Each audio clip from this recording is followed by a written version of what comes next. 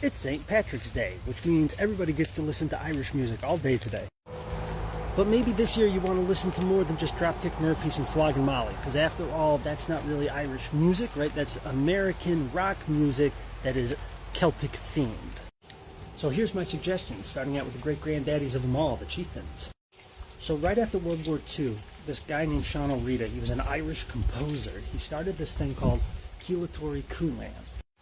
We don't really have an equivalent in the United States, but if you could imagine the Grand Ole Opry, but it was a traveling show and had a fixed band, and that's kind of like what Ceoltóirí Cúlan was.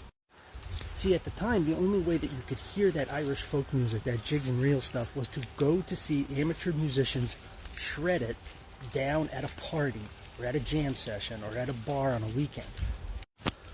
O'Rita was the guy who came up with the idea of, hey, wait a minute, what if we treated this Irish folk music the way we treat classical music? We're going to pre-plan out what we're going to play ahead of time. We're going to dress up in suits. We're going to go to a concert hall. People are going to sit their butts in a chair and watch us play. They're going to pay for tickets.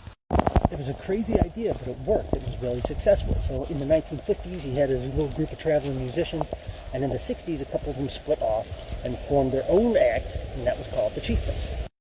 The Cheiftains would go on to have like the hugest career in this Irish folk revival that was happening after World War II. They traveled all over the world. They recorded with like everybody. They have like literally, I think, like 50 albums out. And fun fact, first concert I ever went to see was when I was 12 years old in Albany, New York, and my parents took me and my sister to go see the Cheiftains. It's a really hard discography to know where to start with because there's so many albums. But if you want to hear like what the actual Ceoltóirí Cúlan kind of style was, you go back to like their first 10 albums, and those albums are called Cheiftains 1, Cheiftains 2, Cheiftains 3, because that's just what people did back in the 60s. Of that first batch, album 4 and 5 I think are my favorite, but they're all pretty great. Cheiftains were also pretty famous for doing these albums where they would go to another country and do records with the traditional musicians in that country. So this is a great one called Celtic Wedding.